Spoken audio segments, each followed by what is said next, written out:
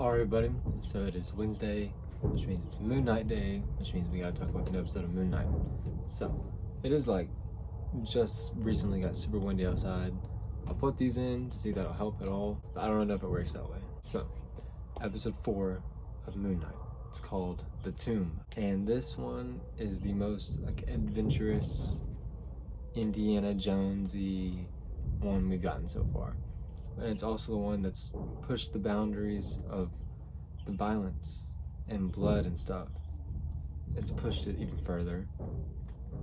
And it's like even tapping into like horror a little bit. Got some different feels for this one. As an overall experience, I feel like it's probably one of my least favorite episodes. Like, I don't know. Like, I love Indiana Jones. They're fun. Like, the whole like adventuring thing first was like, I don't know, it was fine, but like I wasn't enjoying it as much as I usually enjoy it, I feel like. And I gotta say, I do miss Khonshu not being there. His presence is missed for sure. You get a whole lot, you spend a lot more time with Layla this time, I feel like. You get to like her character more. And the episode does take a turn, and once it takes the turn, it gets really interesting and really raises some questions. I feel like the last, I don't know how long it was, maybe 8 minutes from then on, makes you really appreciate the rest of the show. It really like uplifts the episode. It's like, cause like I said, it's like, like this might be my least favorite one so far, maybe. And then when what happens, you're like, oh. This one is about Steven and Layla going and finding Amit's tomb, and Harrow's men are there also, so they're like having to sneak around each other. That's my spoiler free review. I'm gonna throw a spoiler warning up. We're gonna go more into it, break it down a little. Like I said, this one opens up, it's like Steve and Layla, they have to get away from some of Harrow's men, but then they find the camp. They rappel down before they share like an awkward kiss. Like, I didn't think the MCU was gonna get a more of an awkward kiss than like MJ and Peter's first kiss and the end of Far From Home. But I'm pretty sure this one topped it. They're down there. Steven's having a heyday because like this is like what he lives for. They're both just thriving down there until they run into some problems. There's like a guy down there who is like cutting people open, and there's blood and like chunks of meat and stuff on the table. It's like, that's kind of gross. And then he comes in the room, so they have to hide, and he cuts a guy's body open, and he's just like taking his organs out and dropping them into a bucket. And it's like, what is going on down here? You know, they end up having to split up, go different ways, and Steven ends up finding the what are they saying, sarcophagus? Is that the word they're using? Of Alexander the Great, which is, it's like, whoa. So now people are speculating that Alexander the Great was only able to do all the great things he did, all the conquering, because he had the help of Amit. Layla, though, she gets attacked again by another zombie thing, stabs in the eye with a flare, and then Harrow finds her, and he has this big thing, this discussion that like, Mark was there when your dad died, you need to ask him about it. And so when they see each other again, she confronts him, and he's like, okay, yes, I was there, but it wasn't me. He's like, my partner got greedy and started executing people, and he's like, I tried to save him, but I couldn't. Before they can do really anything, Harrow finds them, and he puts 2 bullets into Mark. And it was like, what? Like, I don't really understand how this works, because he doesn't have the armor, he doesn't have Khonshu, and like, he just took 2 like bullets to the chest. Like, how is he gonna survive? And then that's the question.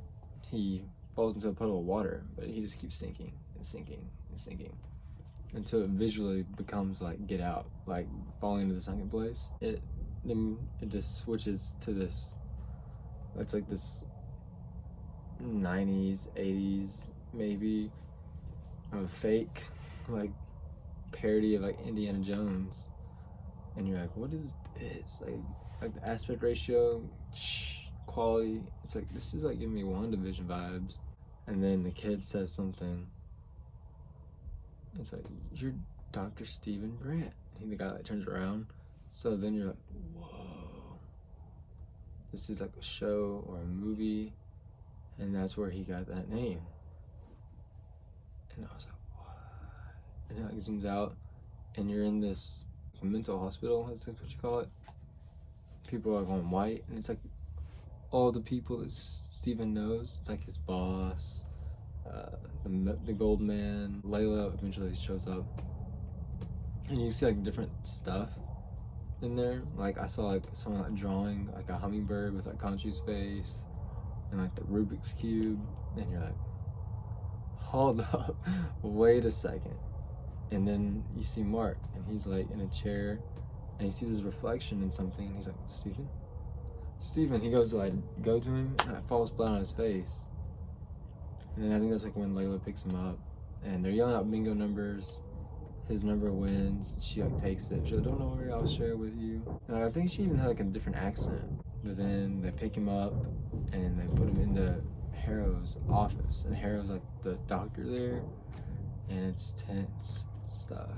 It's like, because I'm just trying to figure out what's going on.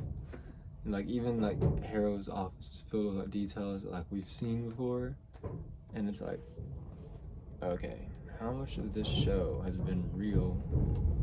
Is this all in his mind, or has he gone somewhere? And I don't know, he eventually just like loses it.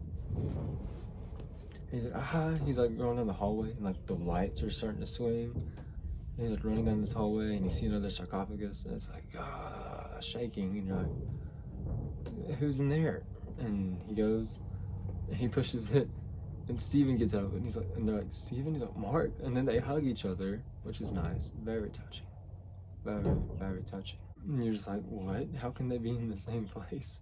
They walk past another room, and there's another sarcophagus, and everyone's like speculating that it's Jake, which would be cool. I'm just wondering if it's gonna be someone more like important. I'm not saying that Jake's not important, because he is the Moon Knight stuff. I'm just like, I know like maybe like King the Conqueror, or I don't know. And they walk down the hall. They open this door, and there's this like hippopotamus god thing, and I don't know how to pronounce its name, like Tourette or something.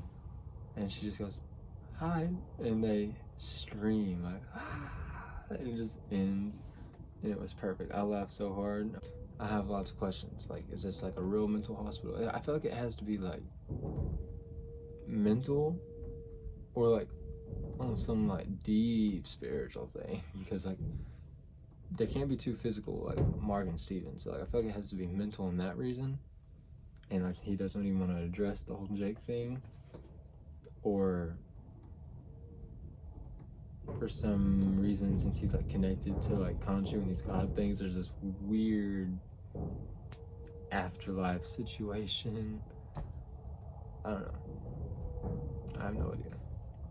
All I know is that next Wednesday cannot come soon enough, because I got to have these answers. If you have read quite a bit of Moon Knight comics, or if you haven't, you just have theories, drop them below. I'm more than happy to read them, because I'm confused. Leave a like, subscribe, and I'll see you next time.